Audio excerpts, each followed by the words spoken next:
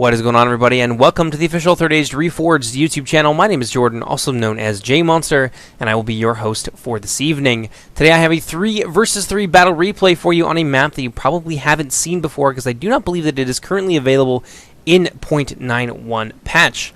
I think it will be getting added at some point. It may not necessarily be 0.92, but I think at some point we are going to see a little bit more from Lake Evendim. So since it is a new map, let's take a look at some of the more interesting terrain features, then we can get into the army comps, and finally into the battle itself. I hope you guys enjoy it.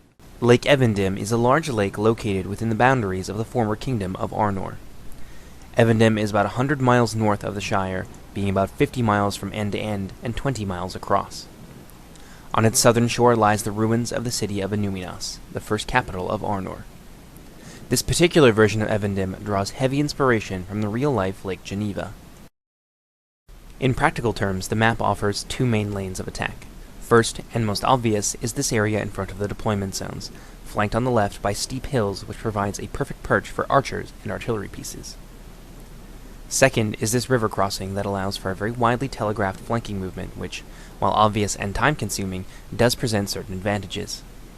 If, for example, the force crossing is significant enough, it can provide a serious threat in the rear of enemy forces during the mid to late game periods, once the battle has begun and casualties have begun to mount on both sides. Also, any attempts on the crossing will naturally provoke a response from your enemy, which may draw forces away from the main front at a critical moment. Now then, one of the first armies we're going to be looking at today is the Forces of Sin of the Dark Cloud, who is one of the developers of the mod. He is bringing a couple units of Arnorian archers, they're basically decent, consider them for all intents and purposes to be human Snaga. They excel only because they have large amounts of volley fire that they can pour into enemy formations, which most of them probably won't kill too much on their own, but when you combine their numbers and that sort of thing, and the fact that they can also soak up a lot of ammunition before enemies are able to clear them from the field with their own skirmish units, these guys definitely do have a place as part of the cannon fodder for an army. So definitely don't want to sign up for a job being one of the Arnorian archers. Much better to be perhaps one of the Dunedain Rangers, which I believe City of the Dark Cloud has 2 units of, or maybe it's just 1 unit.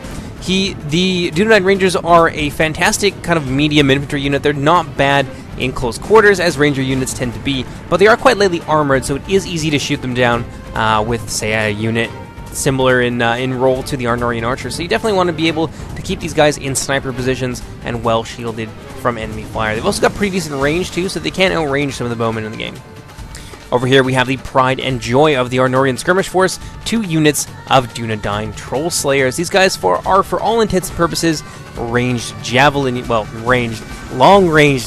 units. They are AP missiles, one of the few AP missile units in the game. They do have low ammunition, however, but once they fire their bows and are able to engage in melee, they can do very well for themselves. Their biggest drawback is that they have quite low armor, so it is possible to just wear them down with cheaper archer units if you can pin them down long enough to actually get off successive volleys, because these guys do have the ability to hide anywhere. So when using them, it does definitely behoove the smart commander to micromanage their hiding a little bit, just to try and preserve their numbers into the later stages of the battle. So the Dark Cloud also has a couple units of Dunedain Wardens, who are a very reliable medium spear unit with multiple HP. These guys can hold out for a really long time. In general, spears in Reforged, I find in Total War, just kind of generally across the series, are very good at holding out for long periods of time, but not so great when it comes to the lethality part of warfare. So these guys may not net you a ton of kills, but they will be able to hold on for quite some time. City of the Dark Cloud also bringing some Arthedain Men-at-Arms, definitely the top tier when it comes to line infantry for Arnor. These guys have much better stats than the Arnor Men-at-Arms, and I think they cost like maybe 200 or so more florins. So there is a trade-off there. You have to pay for that extra quality, of course. So the Dark Cloud also has 1 unit of a Dunedain Bodyguard. Previously the Dunedain Steel Bowmen. These guys are now a General's Bodyguard unit, and indeed this is where City of the Dark Cloud's General is going to be hanging out today. They are AP arrows as well, as bodyguards tend to be just generally AP across the board. I think the team has tried to be a little bit more conservative with which units get AP and which ones do not. So it is definitely worth it to keep an eye on those stats and that kind of thing. And yeah, bring AP units when necessary, but bear in mind that a lot of units don't have that stat anymore. So the Dark Cloud also has 1 unit of Trebuchet, pretty self-explanatory, extremely long-range, not great ammunition. Or not great accuracy, I should say. It's also got a couple units of dismounted Dunedain Knights, who are the heavy hitters of the Arnorian line infantry. These guys have like 3 HP and a ton of stats to back that up. Definitely a very solid line infantry unit. They can get a ton of kills. These guys are not easy to break down. You definitely need, like I was talking about earlier, AP to try and put a dent in these guys' massive armor pools. He's also got a couple units of Battle Ready Dunedain. Everybody knows these guys. They are just shock troops, medium tier shock troops with multiple HP. These guys can do a lot of damage when on the charge, but they are not the greatest shock infantry in the world, I find, because of their fairly low numbers and their lower armor scores. These guys are quite easy to shoot down with missiles or to overwhelm with just sheer numbers. So definitely need to be careful when you use them. I find they are best used as support infantry. I think Sim Dark Cloud also has a couple units of hobbits hiding in here somewhere. Yes, he does. A couple units of hobbits right there. They're hobbit archers. They're just basically militia archers. A tier below, I would say, the Arnorian archers. So the Arnorians have a really solid skirmish force here, and some pretty decent infantry as well. Definitely a little bit more thin on their infantry, which I think some of their allies are going to be able to fill out quite nicely.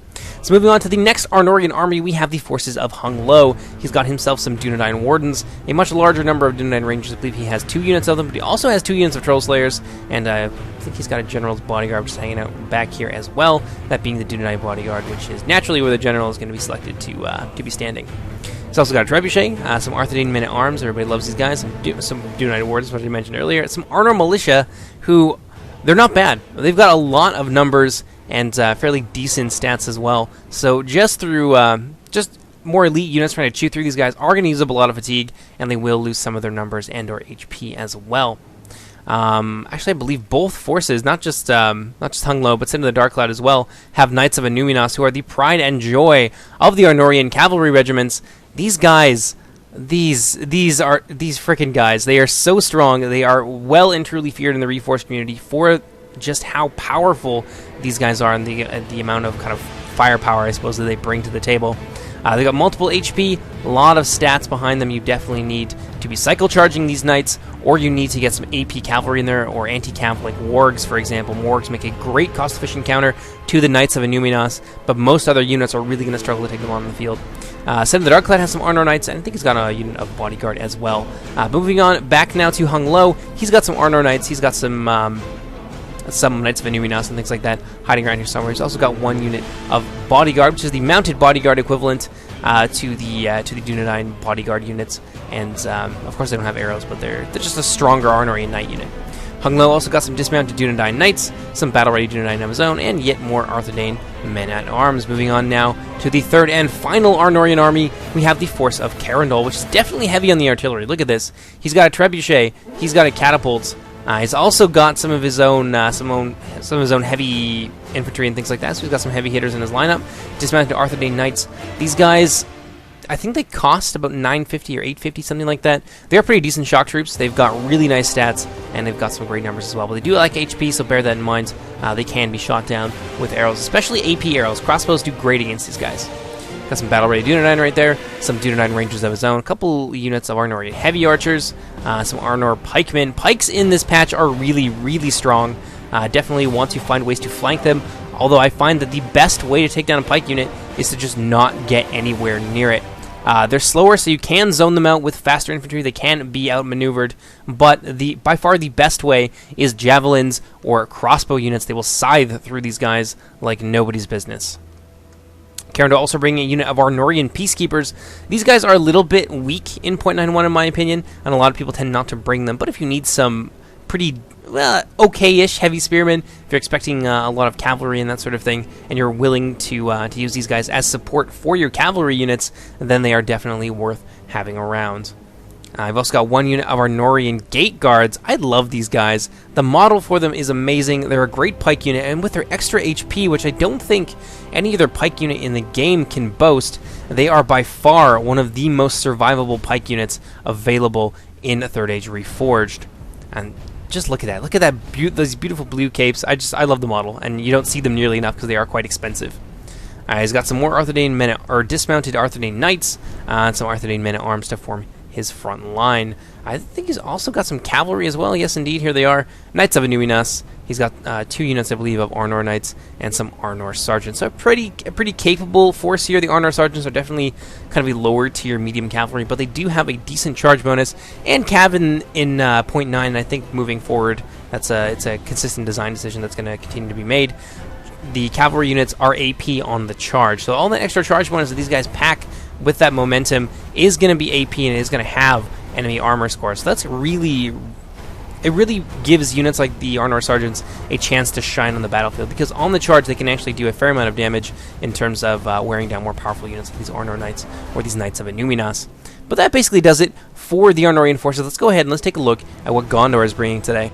The first Gondorian force we're going to be taking a look at today is being commanded by Joey, who is actually the admin on the official Third Age Reforged Discord. He is bringing, I believe, 4 or 5 units or so of the Gondorian infantry. He's got a couple units of Fountain Guard. The Fountain Guard are a very interesting unit. There are very few AP spear units in the game, and the ones that are available are excellent at taking down heavy cavalry units. And the Fountain Guard, of course, no exception to that. There is a shielded variant, which you will see in some of the other armies. I think the shielded variant have a little bit less stats, whereas the Fountain Guard, without the shield, are a little bit more offensively minded. But bear in mind that they do suffer in terms of defense for the lack of a large tower shield. But in any case, Joey's got 2 of them. He's also got, I believe, 3 units of Gondor Spearmen. I could be wrong on that. He's got 1 unit of Wardens of the White Tower, who are, for all intents and purposes, the equivalent to the Arnorian dismounted Dunedain Knights across the field. These guys are expensive. I think they cost about 1,000 or 1,050 or something like that to bring. They have 3 HP, a lot of nice stats. They do lack AP, however, so they will struggle against other heavy infantry. But against medium and lightly armored foes, these guys will cut them down like nobody's business. Over here we got some Sons of the Argonath, one of the very few heavily offensively minded units that Gondor can bring to the field. These guys are heavy shock troops with 3 HP and a lot of armor and especially melee defense values. These guys can shred lesser infantry, but of course, as many of the units in the game do, they do lack AP. Joey also has, I believe, 3 or 4 units of Gondor Cav, who are more or less the equivalent to Arnorian Sergeants. Gondor is really not very strong in the cavalry department. They have some passable cavalry picks, but a lot of their cavalry does actually have a hidden malice against other cavalry. So you do want to support these guys, and you want to keep, especially these Gondor Cav, moving at all times to take advantage of that charge bonus. Joey's also got a Trebuchet and a single unit of General's Bodyguard, which it shares a model currently with the Gondorian Knights, but I would not put it past the Reforged team to give them their own custom models in the future. These are one of the Gondorian cavalry units that I spoke about earlier that I believe has a malice against other cavalry, but they are AP, as General Bodyguard units tend to be, so they do make up for it somewhat.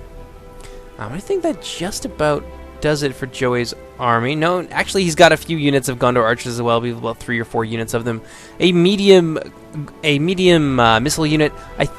They have kind of heavier armor values, but they're not like a lot of the other heavier archers in the game, at least in my opinion, like the Tirthair Marksman, for example, or any of the Elven heavy archers and things like that. They do kind of lack stats in comparison, but what they lack in stats, they more than make up for in their numbers, making them a pretty solid kind of line archer unit that if you lose early on in the battle or at any point during the battle, then you're not really going to be out more than I think about 450 florins. But that just about does it for Joey's army. Let's move on now to his ally over on his left flank, that being commanded by Saint Toady the Pacifist. He's got, I believe, 2 or 4 units of Gondor Spearmen, 2 or 4 units of Gondorian infantry. He's got some Gondor militia hanging out here as well. You can't see them. There's a couple units of Ithilien Rangers hanging out right here, in addition to all of that. I got some Gondor Citadel archers up here to the tune of about 2 of them. He's got 1 unit of Trebuchet, and down here he's got everything just kind of mixed in. You can see the shielded Fountain Guard in there. Actually, you can see one of them right there. And they are just a little bit less offensively minded. They don't do as much damage, but they are actually AP. Fountain Guard units across the board are AP, and they've got great defensive stats that more than make up for it. So I find that people tend to favor them more over the unshielded variant just because of the survivability that the extra tower shield brings to the fray. He's also got some Axemen of Lasarnak, I think about 3 units of them. Some Axe Nobles, no, Lasarnak Nobles, who are one of like maybe 4 offensively minded units for Gondor. They have a ton of AP damage and they've got 30 damage and 20 charge bonus. So on the charge, those guys are super deadly. I think he may also have some Citadel Guard mixed in there, and of course a unit of Wardens of the White Tower. There is some cavalry in here as well. This Gondor player has, I think, 2 units of cavalry, 1 unit of Gondor Knights, and 1 unit of the General's Bodyguard. The Gondor Knights are essentially the General's Bodyguard for all intents and purposes, except that they lack AP, and I think they have a little bit less stats than the General's Bodyguard. So that's just about it. Moving on now to the third and final Gondorian army, this one being commanded by UMAD Commander. I believe he's got a YouTube channel, so I would imagine you'll probably find it down in the description. He's got 4 or 5 units of Gondorian Spearmen. He went really heavy on the Gondorian Spears, I think because he's playing more of a support army. That's, at least from looking at his composition, that's what it seems to be to me. So he's got like 5 or 6 units of the Gondorian Spearmen, 1 unit of Catapult, a couple units of Found Guard, a couple units of Sarnak Nobles, 1 unit of Sons of the Argonath, and he's got a very strong cavalry contingent as well. He's got, I believe, 2 units of Gondor Cavalry, 1 unit of Gondor Knights, 1 unit of General's Bodyguard, and I believe 3 or 4 units of Gondorian Archers as well. Finally, last but not least, he's got a couple units here of Citadel Guard, who are amazing spearmen when it comes to holding the line. They very much epitomize the Gondorian approach to war, that being that a strong defense is also a strong offense. So these guys will be able to outlast a lot of units and just keep things tied up for an extended period of time, thanks to their extra HP and their high armor and melee defense values. But that just about does it for the army compositions. Let's go ahead and let's get into the battle.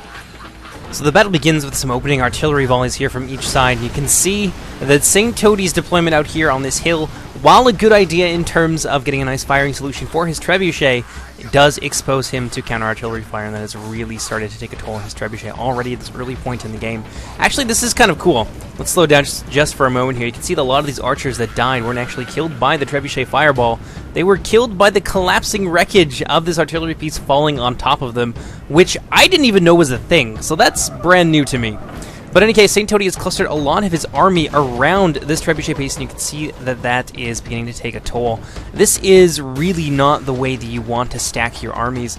You want to try and keep things clear of your artillery pieces, because your artillery batteries tend to come under fire first. At any time that those fairly inaccurate fireballs miss this trebuchet, they're going to be hitting something else around it. So definitely spread out your troops. Don't cluster them the way that they have been here, and you'll see your troops last a lot longer than you otherwise would.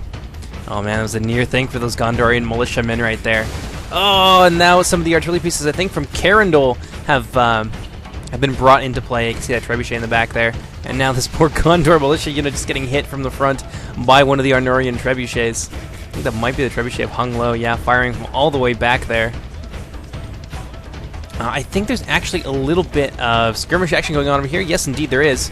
A couple units here from Joey. These guys really needed to be spread out a little bit more, and I think they're starting to suffer because of that. And not to anything expensive either. That's not elite archers. Those are Hobbit archers who have managed to do that to the lightly armored Athelian Rangers. So you definitely want to spread your archers out so you don't get massacres like this, because in terms of what it costs to bring the Athelian Rangers versus the Hobbit archers, who I think are like 100 gold or like maybe even lower than 50, they've definitely paid for themselves already at this early stage in the battle.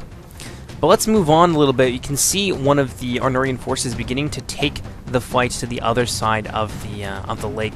They're bringing, this is actually Carindel's force bringing across a unit of pikemen who are wonderful for establishing a beachhead and are going to give him a big advantage in man-to-man combat. He's also got a unit of Arthurian men-at-arms here backed up by some peacekeepers, a ton of archers, and actually his entire contingent of calves. This is a big commitment from Arnor, and I think we're going to start to see the fruits of this a little bit later in the battle. As you can see from the map up there in the top right, they've got some ways to go yet. Actually, UMAD Commander, I think, is a similar idea, so we're going to see a showdown on the other side of that lake here, from the looks of things. But UMAD Commander is also bringing all of his cav as well, but his cav, as I mentioned earlier, does have a bit of a hidden debuff against other units of cavalry. So he's really going to need to support them. And I don't know if he's bringing enough infantry across to really be the threat that he wants to be. He's got a couple units here of the Citadel Guard who will be useful for supporting that Gondor cavalry, but against the infantry companies that Carindel is also bringing with him, these Gondor Citadel Guard are there's just too few of them to really make a difference. Let's see what the rest of his force is doing. Yeah, UMAD Commander is bringing his forces around to try and support the rest of his allies. Mostly his spearmen here leading the way. He's got 5 or so units of spearmen who make a wonderful defensive force. He's got some more spears back here. He's got a shield to Fountain Guard. He's really committed a lot of his elites to helping out his allies, as well as his catapult unit right here, his Sarnak nobles and all that good stuff. So Gondor definitely has a strong presence here. If it comes to a frontal confrontation, honestly, I think that Gondor has the advantage over Arnor. Arnor's got a lot of really nice elite troops, but they do have a lot of spears and not a ton of elite units. Most of their units are really heavily armored, like the dismounted Dunedain Knights, and the Sarnak nobles counter them quite handily. So I think if it comes to a frontal assault with mostly these two armies against the much more massed ranks of Gondor, I think that Gondor is going to be able to come out on top in that. Oh man, this poor trebuchet unit from Sin of the Dark Cloud now down to one of its 3 trebuchets as the skirmish fight continues to grind on, and these two armies just kind of peck away at each other. I really think that the skirmish fight is going to be the most important portion of this battle for both sides. There's a lot of skirmishing units that have been brought to bear, and I think that there's a very good reason for that. It's very wide open. There's a lot of exposed areas, like we saw from that trebuchet back there, which I think the Gondor trebuchet, which I think has actually been disabled at this point. Indeed it has, meaning these poor trebuchet men are out of a job. Oh, I feel so bad for them. But all of this wide open space really lends itself to this kind of fighting, this long, protracted skirmish phase, just trying to weaken sections of your enemy's army, decisive sections, so that you can gain an advantage much later in the battle. Looks like Joey's Athelian Rangers have actually moved forward and took a couple shots, I think, at the Hobbit Archers, and they really did a lot of damage to them. They don't need to get this close, though. These archers, the Athelian Rangers, definitely outrange the Hobbits, and oh man, look at this massacre. That massed volley fire. You can really see an example of what I talk about in some of the introductions, where the low money but high number archer units can really be very valuable, despite the fact that their stats aren't amazing. And they've really proved that here today, taking down a lot of these Athelian Rangers. Those Athelian Rangers need to be running out of there, because they're going to get scythed down by those hobbits, and indeed they still are. That's very unfortunate for an elite unit like this.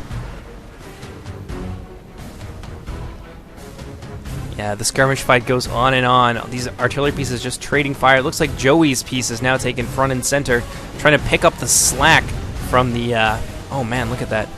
From the loss of his allies' trebuchet. Oh, big bite being taken out of those Wardens of the White Tower. That is very unfortunate, and it's going to have some serious consequences later in the game. Oh man, that was a lot of dead Wardens of the White Tower.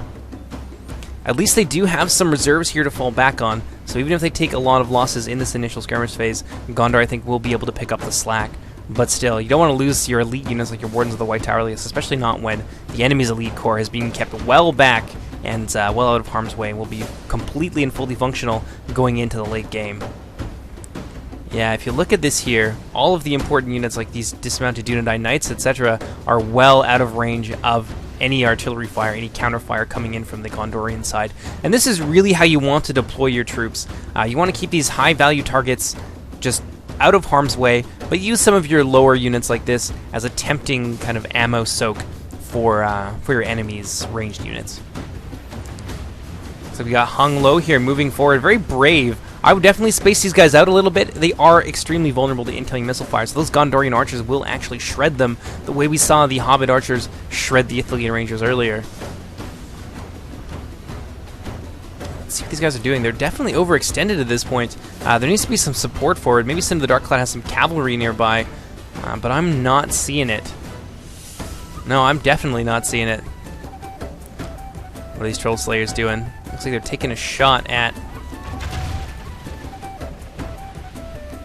the Gondor infantry. Possibly not the best use of Troll Slayer ammunition. They don't have a whole lot to go around. Oh, nice charge here from the Gondor cavalry getting into the Hobbit archers. I guess Joey's just had enough of these guys' tiny little shenanigans. And those Hobbits are going to have to flee out of there very quickly, but damn are they fragile. Look at that. If Sin of the Dark Cloud isn't careful, this unit will rout, but I suppose if they do, it's not that big of an issue. Gondor cavalry being very aggressive, but it is going to bring them within range of the Arnorian archer companies. You can see these poor cavalrymen already starting to fall. I'm not sure this commitment here of both of these units of Gondor Cav and Gondor Infantry is really worth what it's going to cost them in terms of casualties from those archers, just to take out one unit of Hobbit archers. We actually have managed to escape, so this poor Gondor Cavalry unit's suffering quite grievously. They need to get out of there as quickly as possible. The Gondorian infantry pulling back, looking like they're trying to possibly form a shield wall, which will protect them from any incoming missile fire. More artillery shots flying well overhead. Looks like the Arnorians are trying to target some of the Gondorian cavalry, and it looks like they've been successful in that a little bit. About 7 of those Gondorian cavalrymen went down in a volley. More artillery fire. Oh, that's very close. Look, see, they're mostly focusing on the Gondor trebuchet, but because of the way things are lined up here, any shots that miss or even just go a little bit over are actually going to claim the lives of Gondorian soldiers. Yeah, so in terms of the deployment of the Arnorians versus that of the Gondorians I think have done a better job at keeping their more important assets safe from harm. It looks to me like the Arnorians have had enough of softening up the Gondorians. We can see a big attack being massed for here. Carindel has actually brought up his forces, which is probably what Hunglo and Sin of the Dark Cloud were waiting for, and you can see that the advanced companies of pikemen being committed by Carindel are already on their way towards the front lines. I probably wouldn't put these guys in the front. They are very vulnerable to missiles, and I think that the Gondorians recognize that, and they will probably start to focus fire these guys down as quickly as possible. Especially these gate guards. These Arnor gate guards are really strong. Like I mentioned earlier, probably one of the most survivable pike units in the game because of their extra HP. You don't want to lose them to archers. I love this Arnorian formation, though. Let's enjoy this for a moment. The massed ranks of Arnor. 3 Arnorian players, probably like 10,000 or so troops on each side. Pretty damned cool. Looks like we've got the Gondorians making another sally forward here. This is what remains of one of Joey's Gondor cavalry units getting in amongst the Hobbit archers, hacking those guys down. Even 3 of these guys are going to be able to do a lot of work on these poor Hobbits. Yeah, the Hobbits have next to no defensive capabilities and just tiny little knives that they try to defend themselves with. And another Hobbit going down. And yet another one. Look at this. These guys are just killing machines. Let's take a look. I'm going to slow things down just a little bit here. We're going to take a look at how things are going over across the river. UMAG Commander looking like he's holding position. He may just try and sit here and defend this choke point. Just take up a defensive position and to try and hold it down against this commitment from Carindel, which is not a bad idea in terms of what it's going to cost the Arnorians not only to come over here, but also to break through UMAD Commander's forces. It may ultimately be worth it because it does pull some valuable troops off of the front lines that Arnor could definitely use to try and overcome the Gondorian numerical and, in my opinion, quality and unit type advantage. There's a lot more AP on the Gondorian side than there is on the Arnorian, and both of these factions really rely on their armor. Yeah, a lot of Arthanane men-at-arms here. Although maybe I spoke too soon. It looks like UMAG Commander is actually reinforcing that position, so maybe he's going to take a much more aggressive stance on things, push across the river, and try and come in from the rear of the Arnorians. If the Gondorians are going to be as passive as they've been so far, and that's not necessarily a bad thing either if the plan is to just hold the Arnorians down while UMAD Commander sallies over here, crushes Carindel's expeditionary force, and then wheels around in behind them so they can take the entire Arnorian force between the hammer and the anvil. That would be a very fine strategy indeed. And that's what appears to be the case anyway, given the commitment that UMAG Commander is sending across that river. Moving over here, looks like these Gondorian Cavs still doing their thing. I love this. This tiny little commando unit of cavalry definitely getting a lot of revenge here on these poor Hobbit archers who cost them so much. See those Hobbit archers taking aim at the Gondorian infantry. They are not going to kill too many people indeed, but everyone they kill, it was killed by a Hobbit, which not only is embarrassing, also really cost-effective for Arnor. More artillery volleys coming in. See if that actually gets anything. Oh, it did indeed! Claiming the lives of some of the reserve units there. Oh man, I don't know what happened over here, but that is a lot of dead spearmen. Oh yeah, one of these I think was down to like 119. Very unfortunate. Oh man, those front lines just being decimated by the Arnorians. You can really see that balance of power bar there starting to even out a little bit more. It was definitely in favor of the Gondorians when this game started, but I think all of the casualties that the Arnorian forces have managed to inflict on their southern brothers is really starting to take a toll. You can see just clumps and clumps of dead infantry all around, all over the place. Gondor has really suffered heavy in this regard. So it's gonna be a close thing. Gondor is really going to need to pick up the slack here, hold for as long as possible, give UMAT Commander the time that he needs to beat Carindel, if indeed he is able to do that, and wheel back around and pin the Arnorian forces, or rather attack the Arnorian forces as they are pinned from the rear. Let's take a look at how things are going over here. It looks like Joey's moving his trebuchet forward. It's taken some pretty serious damage, and now it is gone. It is down for the count. Another poor unit of trebuchet men out of a job. This is a sign of the times, definitely. These trebuchet men need to unionize, get better working conditions, and try and get themselves back in the job market. Let's fast forward just a little bit here. This skirmish phase is quite extensive, and for very good reason. But let's see if the Arnorians are finally going to be moving forward. So we got another trebuchet crew here that has abandoned their piece. I think their unit got destroyed as well, so they're just going to move forward as expendable cannon fodder. Yeah, definitely need to renegotiate the terms of your employment, guys. This is not working out for trebuchet men at all in this battle. Looks like Sin of the Dark Cloud now moving forward in force. We've got Dunedain Troll Slayers, we've got some Dunedain Wardens to defend them, and a lot of other things besides. Got some commitments here from Hung Lo, some Arnorian Spear Militia, arranging themselves on that left flank. Not a bad place for them to be. They will be able to defend the archers quite well, and possibly exploit any gaps in the Gondorians' lines that have been opened up because of the constant artillery bombardment. Looks like Joey is going to meet them in the field with kind of a holding force here. We don't really see Gondor committing very hard. I think there's a couple reasons for that. One, the aforementioned strategy where UMAT Commander circles around and comes in from the rear, but they also don't want to abandon this line of pikes, or rather stakes here, that is going to defend them from some of the fearsome Arnorian cavalry. The Gondorians definitely lacking in that department, not really having the quality or the numbers to stand up to Arnor, so that's probably a good idea. I see some of these Gondorian infantrymen here kind of breaking formation a bit. Trying to get a piece of those Dunedain Wardens who look like they're running right by. I see what they're after.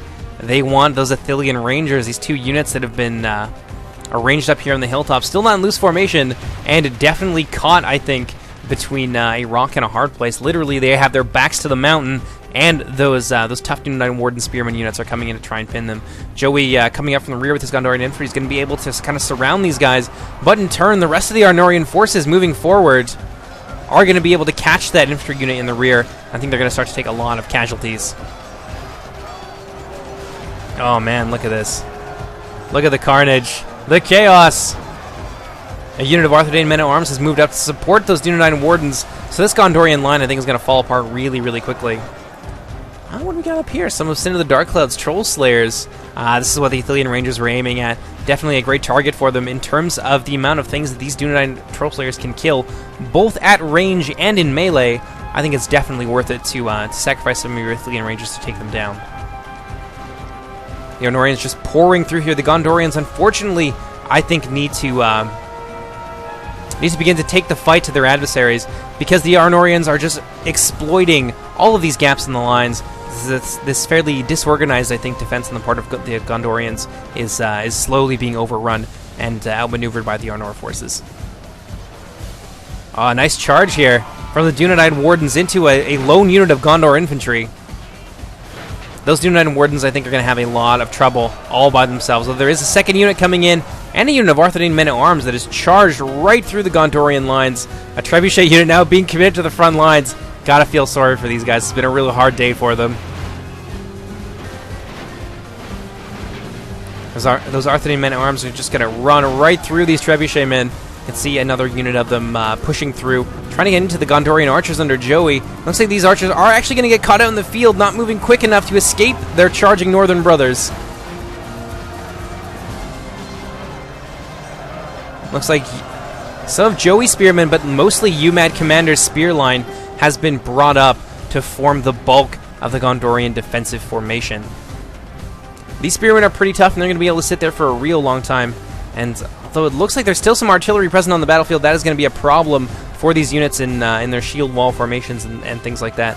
But I think most of the ammunition for the other side has probably been used up by now, so now is a safe bet to move up with these massed ranks of infantry. You can see the rest of UMAT Commander's spearmen forming a a defensive line. St. Toti the Pacifist, though, being a little bit more aggressive than some of his allies. You can see the Gondor Militia and some of his Gondorian infantry have moved forward to take the fight to the Arnor Gate Guards and the rest of, I think this is Carindel, on the Arnorian right flank.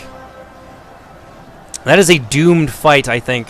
The Gondorians do not have the numbers or the quality to break through on this end. Not now that UMAD Commander has moved across the river. So I think a defensive position on the part of, or a defensive strategy being adopted on the part of St. Toti the Pacifist would probably have served him better than this very, very bold, but I think ultimately doomed assault. Well, it is going to sweep away a lot of these Arnorian Gate Guards and some of the more important units from Carindel's forces. The troops up on the hill, we can see some Athilian Rangers from St. Toti up on the hill, have a great shot straight down the hill into the dismounted Arthurian Knights and into the Arnorian Gate Guards. So who knows, maybe with some properly applied pressure, St. Toti will be able to break through this Arnorian right flank. Let's go ahead and let's slow it down. Let's get a nice little view of the carnage here. Looks like we have a mass rout from St. Toti. Surprisingly enough, the Gondor infantry broke before the Gondor militia. I don't think we're going to see these guys hang around for too much longer, which does kind of present a problem for the troops here from St. Toti on the far left flank. That is going to allow them to be surrounded and quickly destroyed. So this Gondorian left flank definitely needs some reinforcements here, and the Gondorians, I think, have enough troops to do that, but they don't seem to be able to at the moment. Elsewhere, St. Toti the Pacifist, exploiting one of the gaps in the Arnorian line, is going to get a nice flanking attack here on the Arnor Militia with his Gondor Spearmen. And these guys are going to die like crazy. These poor Spearmen mostly rely on their numbers to just hold for as long as possible. There's not a lot of killing power behind this unit, and they don't have a lot of morale either. So you can see them already thinking about routing. Ooh, some nice artillery shots here from the Gondorian side. Starting to take advantage of the fact that the Arnorians are very blobbed up. This is a good position, or a good opportunity rather, for the Gondorians to even out that numbers gap a little bit that we saw appear in the early phases of the skirmish phase. Elsewhere, the rest of Joey's army holding the line against the Arnorian advance. Not doing too badly, actually. Got a lot of archers up here. Though it looks like one of the units of Arthurian men-at-arms have managed to break through, now locked in mortal combat with the Gondorian cavalry stationed over here on the Gondorian right. They're not doing too bad. I think fighting downhill, especially if these guys can get a nice charge going into the rear of these Arthurian men-at-arms, they'll wipe these guys out real fast. But now for what is, in my opinion, the main event. Whoever wins this is going to be able to have a fairly decisive impact on the rest of the outcome of the battle, because right now, Gondor Arnor are looking reasonably equal. Gondor still got the numbers to hold them down for quite some time, so this is really going to be down to UMAD Commander here to potentially win this fight for his allies. Either he destroys Carindel and attacks the Arnorians from the rear, or moves back to support his allies, because this is definitely the shorter point between UMAD Commander's forces and the rest of the Arnorian team, or he loses and the Gondorians lose a lot of their numbers advantage, which would be, I think, that would be crippling. I don't think Gondor could come back from a loss like that. So UMAD Commander definitely has his back against the wall here. He needs to win this fight for his team in order to help the Gondorians achieve victory today. Oh man, smart. I didn't even realize he had archers over here. Yeah, he's got a lot of archers, a lot of Citadel Guard, and of course the reinforcements that he brought up. Those Losarnak nobles, definitely a danger to the Arnorians who rely on their armor quite heavily. He's keeping them back too, which is definitely what you want to do. The Losarnak nobles are vulnerable to missile fire. Big cavalry charge here from Carindel, being extremely aggressive. I think he's feeling quite confident in his ability to beat the Gondorian cav. Look at this. UMAD Commander meeting him in the field. The Arnorians just pouring more and more troops into this. But to me, this looks like a noose. These Gondorian Knights are going to be able to come around from the flank and the rear, charging into the Knights of Inuminas. Managing to do a fair amount of casualties to them. I think Carindel sees the kind of trouble he's in here. He's trying to pull out, but there's so many Gondorians in such a nice kind of deployment that they are able to surround them and prevent a lot of these troops from escaping unharassed. Oh man, those poor Knights of Inuminas down to 47 there at 54 just a moment ago. It takes a lot to kill those guys. Arnorian Knights looking like they're trying to effect some kind of breakthrough, but there's just too many of the Gondorian cav, and Carindel is actually finding himself losing this cavalry fight which is not something that I expected to see happen. Arnor's Cav is definitely way stronger than Gondor's. So this is a bit of an upset. This is the victory that Gondor really needs. Yeah, that's right. Let's get right in there. UMAD Commander now bringing in some serious reinforcements in the form of the Lasarnak Nobles, which is going to precipitate a big retreat on the part of Arnor. Arnor now on the back foot, being chased by the Gondorian cavalrymen. Yeah, those Arnorians just not able to get out of there fast enough, so Gondor is going to get a nice charge into the rear of those Arnor Knights and the sergeants as they retreat. That has been a massacre.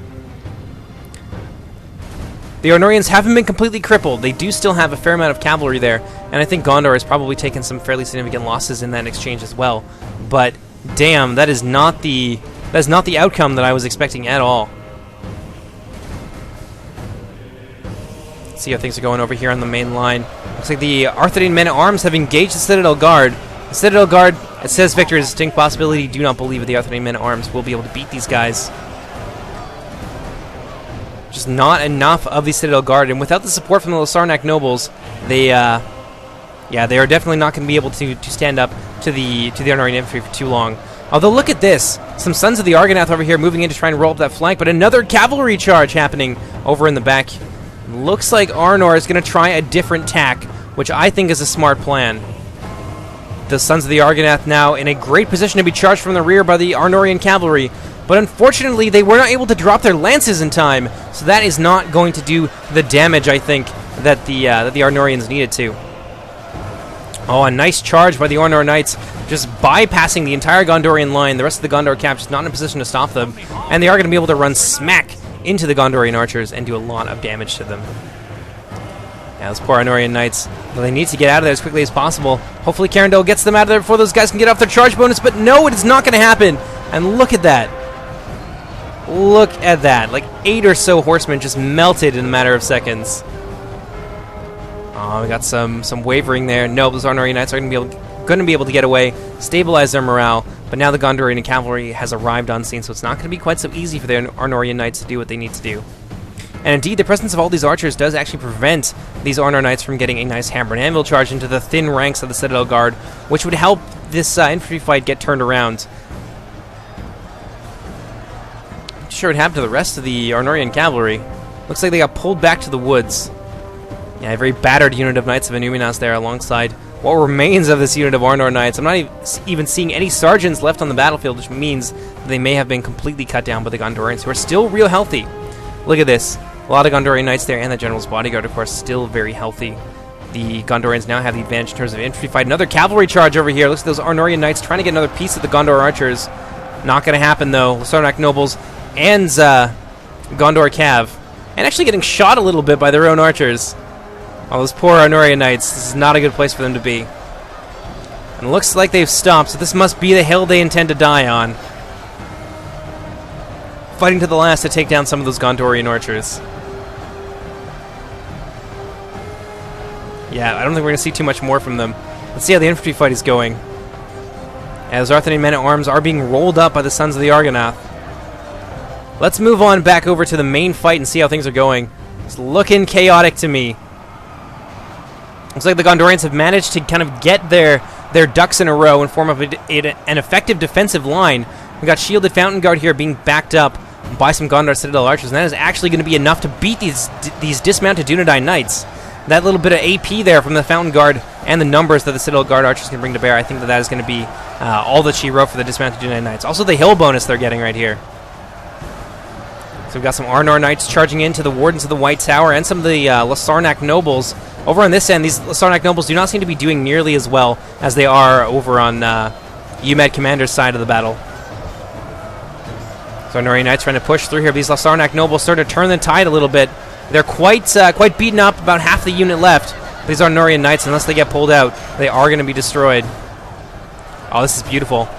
All the way down the line, you can see a lot of Arnorian elites here. We've got a combination of Arthurian men-at-arms, dismounted knights, and the Troll Slayers facing down a admittedly very thick, but still not thick enough unit of Gondorian spearmen. Looks like we got some routing over here. About 45 Gondorian spearmen now routing through enemy lines. I don't think we're going to see anything else from them. There's going to be no chance for them to reform.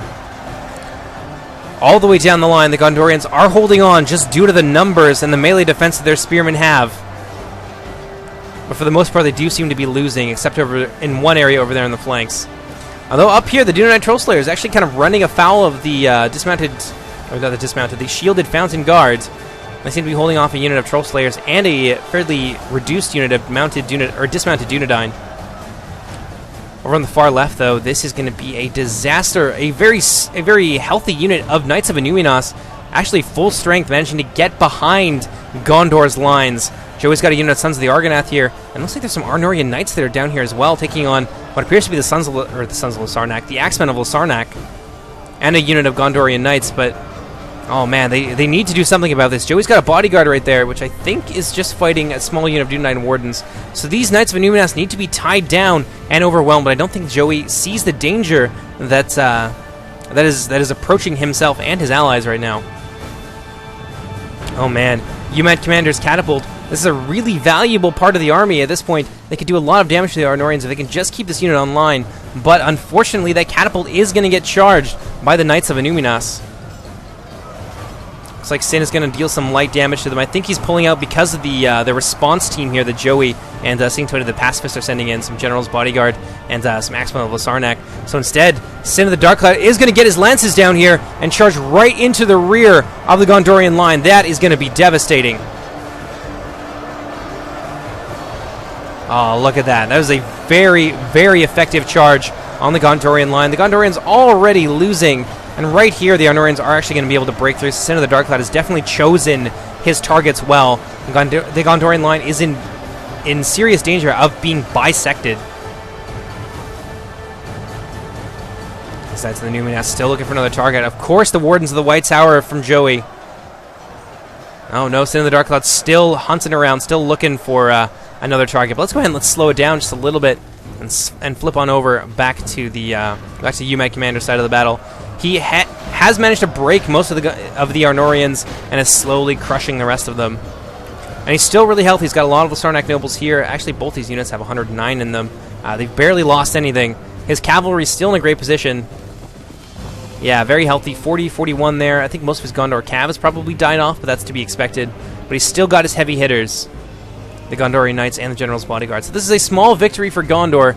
Let's take a look at the percentages there. Definitely in favor of Gondor, though not by much. Only about 4%. Things still looking real even. Let's see what we got over here. Oh, those Knights of Inuminas still behind enemy lines, still just doing work. The Gondorians just don't seem to have a response to this marauding unit of heavy cavalry.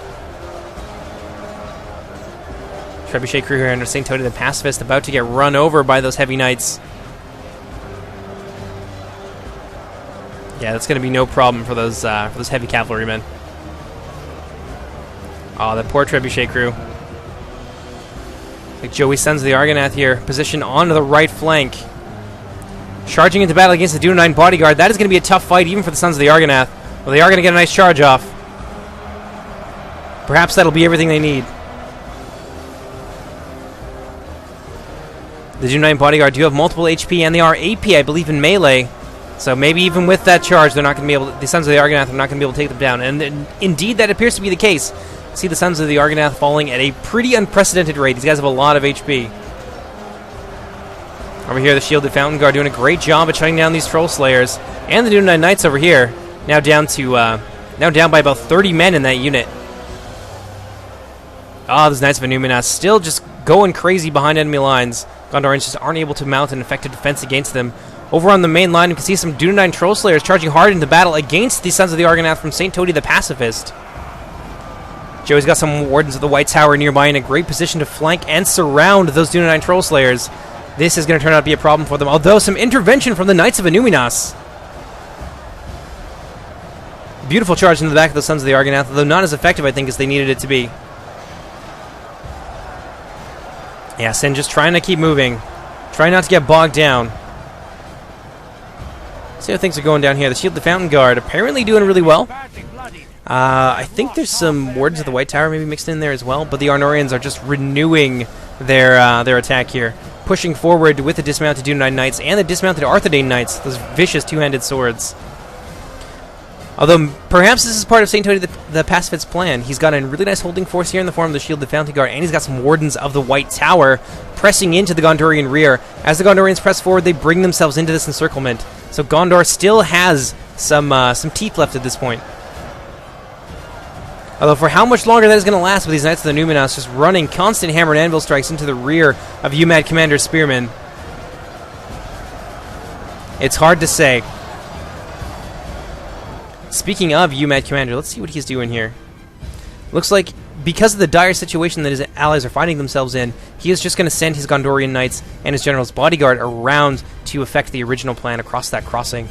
But it looks to me like he's pulled a lot of his units back. They're actually just running as quickly as possible to the aid of their allies. If he can get there while there is still a Gondorian line to defend, then maybe he can turn this grind fest into a win for Gondor. Moving back over to the line. Gondor still holding out. Although their center is in danger of collapse. The Arnorians have broken through, and with the constant hammer and anvil charging from those Knights of Inuminas under Cinder the Dark Cloud, I don't know how much longer their front is going to manage to hold. Yeah, and once those floodgates break, look at what it's going to pour through. We got Arthedain men-at-arms, those dismounted Dunedain Knights, and the Dunedain Troll Slayers, all going to pour forth and just roll up this Gondorian line. And unless UMAD Commander can get here quick enough to stop that, they're just going to sweep away his reinforcements. Things still going okay for the Gondorian Spearmen in the center. Heavily reduced, though. Oh no, you know what? I say that now, but actually some of these battle-ready Dunedain have broken through and are now in a good position to just surround what remains of the Gondorian line. The only place they have significant numbers is on their right flank. These Gondorian Spearmen and some of the archers from Joey still holding the line against the battle-ready Dunedain and the Dunedain Rangers, actually managing to handily defeat them. Up here, though, the Sons of the Argonath, oh, they're just getting butchered. I think part of it has to do with the hill advantage. Those Dunedain bodyguards should presumably not be able to do that well against this elite shock unit, but damn, that is unfortunate. And that almost renders the victory of the Shielded Fountain Guard here over the dismounted Dunedain Knights and these Dunedain Troll Slayers a meaningless gesture. Oh, looks like one of the Arnorian generals, or maybe the Gondorian general, just fell in battle. Yeah, but the Shielded Fountain Guard have done a great job, but it may be all for naught with that Dunedain bodyguard there, poised to come in and support, along with the rest of the Arnorian army, which will be able to move up this hill at any time soon. Another hammer and anvil charge into the rear of these Gondorian Spearmen. We may start to see them break and flee, and that would be the end of the Gondor line. No, those outnumbered and just beleaguered companies, now exhausted from the extensive fighting, still holding on, but for how much longer? Oh man, those Knights of Inuminas just cleaning things up behind the Gondor line. There's really nothing left from the Gondorians that they have to stop them. Looks like UMAD Commander managed to get his artillery piece back online, but I don't think they're going to be able to fire another shot. Not with those Knights of Inuminas charging down on them. And that's going to be all she wrote for UMAD Commander's catapult crew. He tried. He tried his best. And at this dire moment, that's when his reinforcements start to arrive. Things have changed quite a lot since he was on the other end of that river. Those Sarnak nobles now leading the way, beginning to arrive on the scene. Citadel Guard here, fairly depleted units of Citadel Guard. He's got some Gondorian archers as well, who are really, really banged up. On the other end, you can see that his cavalry has arrived on the scene. A couple tired battalions, or companies rather, of General's Bodyguard and Gondor Knights. I think these guys are too little too late. If they had gotten here maybe 5 minutes earlier, they could have launched their own hammer and anvil attacks into the rear of Arnor, and that would have potentially changed the game up a little bit for the Gondorian forces. Although how well that would have worked, given how far back the Gondorians were pushed at that point, remains to be seen, because you can see that their stakes here actually are kind of working against them in that regard. How are things going for St. Toady over here? The Shielded Fountain Guard looks like they have suffered very, very badly. The Arnorians managed to break through, and even though St. Toady had a good idea in trying to surround them with his Wardens of the White Tower, I think it's now starting to turn against him, because now that the Fountain Guard have been driven back, the Arnorians have a hill advantage. Look at that.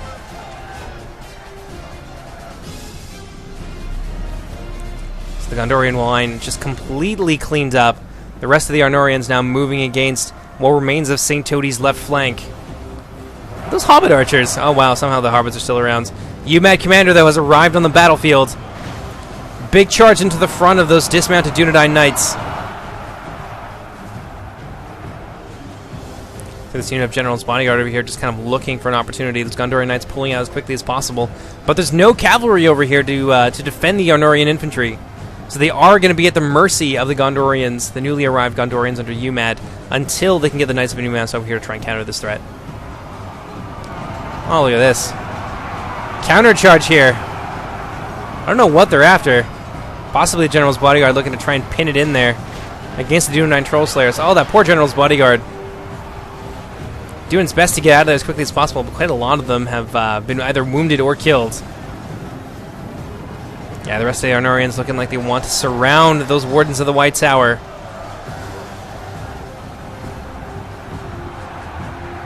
Nice countercharge here against UMAD Commanders, Gondorian Knights, and Bodyguard. That's going to keep them out of the fight for long enough. Over here we can see the Knights of Innuminas and the Gondor Knights charging into battle against one another. That, I think, is going to go to the Knights of Innuminas very easily. Although maybe not. The Gondor Knights have about almost twice their numbers. Still, the Knights of Innuminas holding their own. Let's see what that unit of Gondorian Bodyguard is doing. You got a nice charge there into the battle-ready Dunedain and some of the Dunedain Troll Slayers, looking like they flattened quite a number of them. Definitely don't want to keep them in there for too long. The AP and the massive amount of damage the Dunedain Troll Slayers can do will start to take its toll on the Gondorian Bodyguard, heavily armored though they may be. Let's see how UMAD Commander's doing.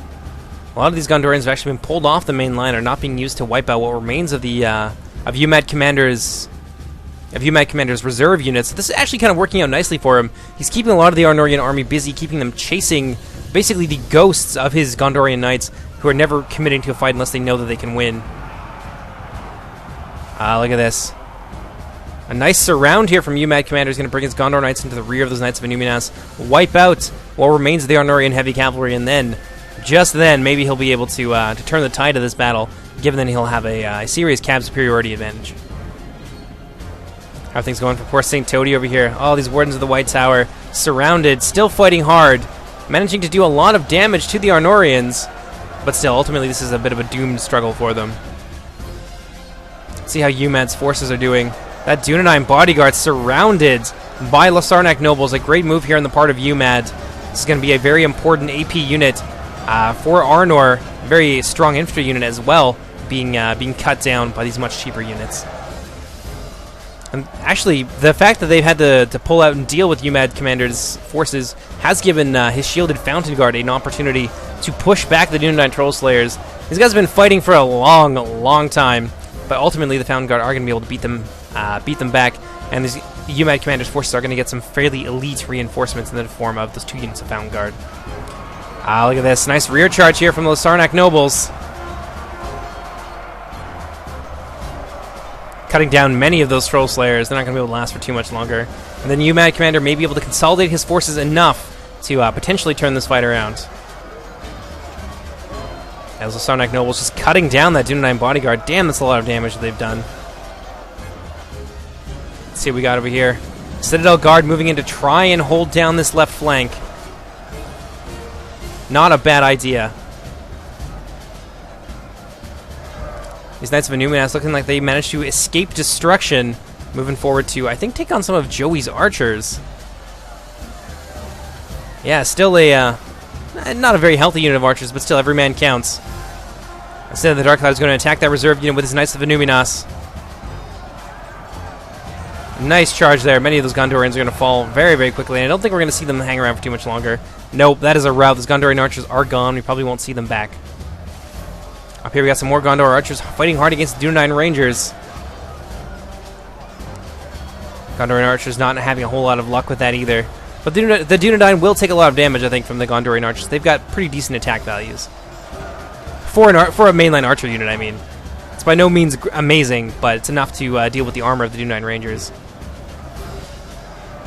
Those Wardens of the White Tower have now been almost completely destroyed, but damn, have they taken a lot of the Arnorians with them. Look at that. That is an epic last stand.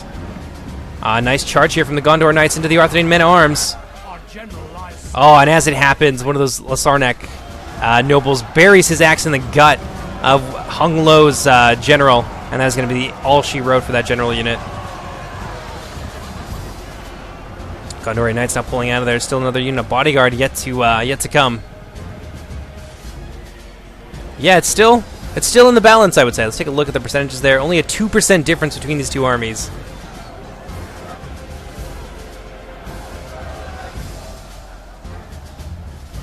Let's see what we got here. Looks like this general's bodyguard unit is just trying to find a gap in the line of stakes that the Gondorians laid for themselves. Yeah, indeed, he's just going to kind of swing up there and move around to try and support the advance of everything that remains of Gondor's forces.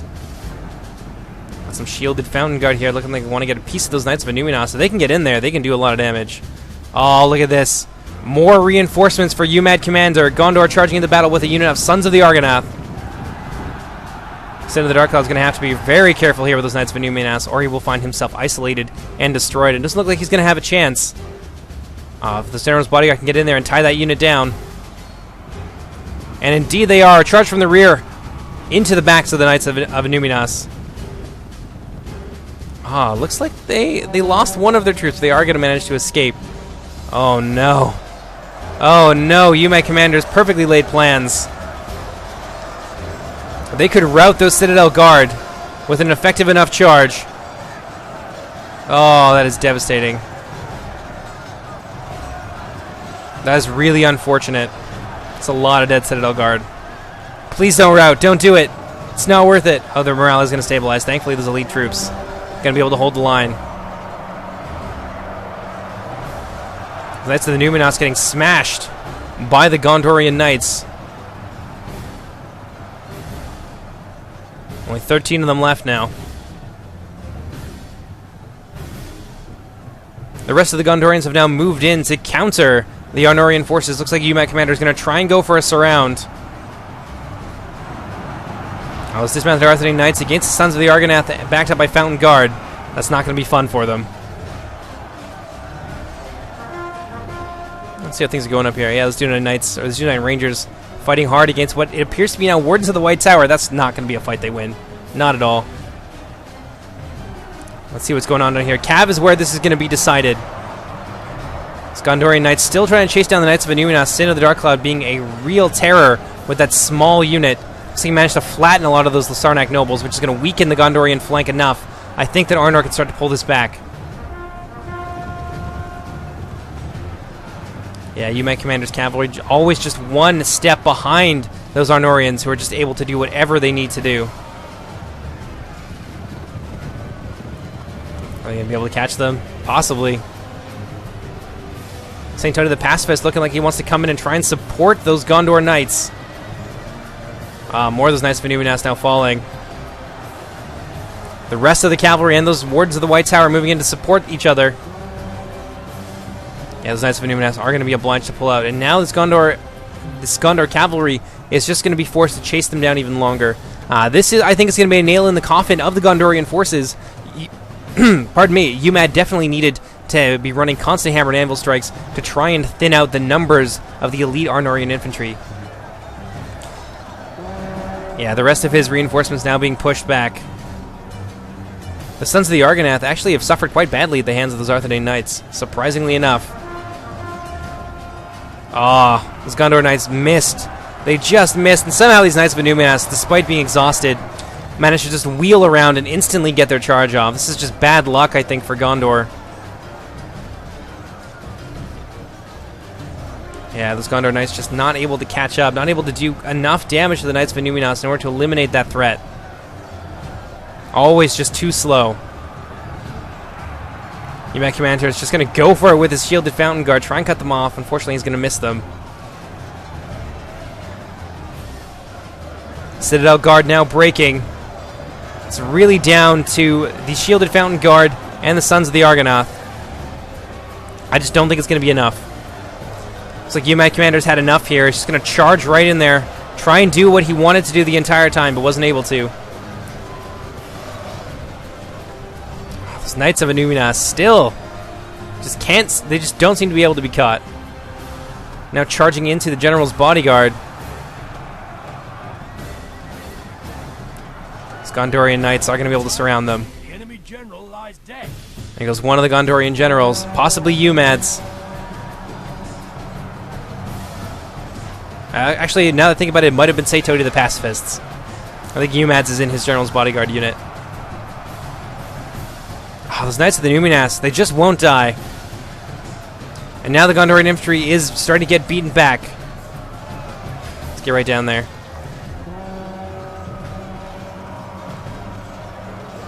Yeah, the Sons of the Argonath have done a great job at shutting down the Arthur Knights. But they're definitely being missed, I think, over here on the front lines. And look at this, a 53-strong unit of dismounted Dunedain Knights alongside Troll Slayers. This is not going to be... I do not think this is a fight that Gondor can win at this point. Oh wow, another 50-strong unit of dismounted Dunedain Knights. Getting charged in the rear by those Gondorian Knights, which actually did a ton of damage to them. Look at that. It's beautiful. Which is going to force those Knights of Numas to come to him. Which maybe is the strategy that Umad should have adopted in the first place. Trying to thin out the Arnorian infantry and make those Knights of Numinas respond to one of his cavalry units. I think chasing them with one of his cav while using the other to run hammer and anvil strikes would have been the best use of his resources rather than trying to commit both of them to fight the Knights of Numinas. Those dismounted Dunedain Knights just lost like a fifth of the unit there in one charge. Yeah, the Gondorians have been thoroughly beaten back at this point. Now slowly being surrounded. Let's go ahead and let's fast forward it here. Looks like Sin of the Dark Cloud's general's bodyguard just got crushed by the bodyguard unit of Umad Commander. But still, too little too late. And with the addition of the Dunedain Knight reinforcements, that unit of cavalry is going to have to retreat. Yeah, the Gondorians now surrounded. Just a few men left in that Sons of the Argonath unit being overrun. Look at that. Nobody wins. There is no way that coming out of a battle with 3% of your army left can be considered anything approaching a victory. Definitely Pyrrhic for the forces of Arnor, who are down to basically just what you see before you. The enemy army flees the field. Pursue and run them down. A lot of Dunedain blood has been shed this day. Pardon me. General's bodyguard going for one last glorious charge. She's going to manage to sweep away quite a lot of the Arthedain footmen.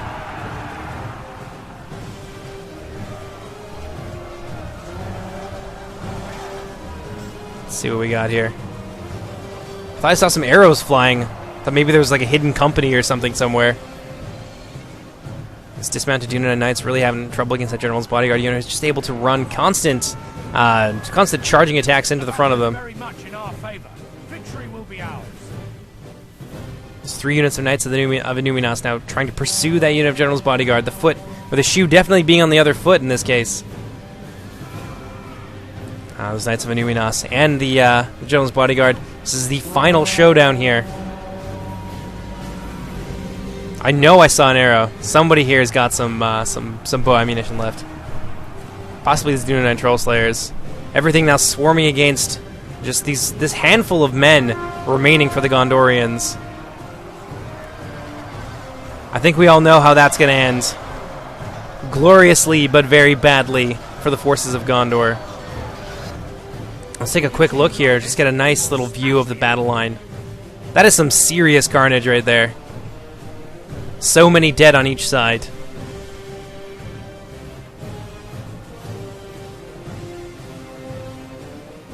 It's a glorious sight. I'm sure we're all very pleased by this. Alright, let's move back over here. Witness the last stand of this General's bodyguard unit.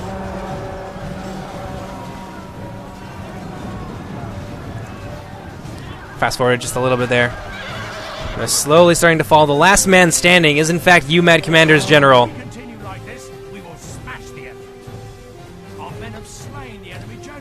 And that is going to be all she wrote for the Gondorian army today.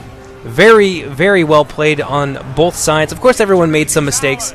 I think losing all of the troops that Gondor did in the skirmish phase was ultimately what caused them to lose this battle. If they'd have had those troops back, I mean, just take a quick look there at all the charred bodies in behind the Gondorian lines. If they had managed to hold on to those forces, given what we saw Arnor had remaining at the end there, I think that they could have pulled out a victory today. But it's those little things sometimes that lead up to a much larger defeat. But in any case, take a look at the casualties here. Damn, that's a lot of damage on that Dunedain bodyguard from Sin of the Dark Cloud. 437. Normally you see that on cav units. Everyone getting a lot of kills. Karandol, I think, definitely struggled. UMAC Commander did a good job at dealing with his forces. And there you have it. I hope you guys enjoyed.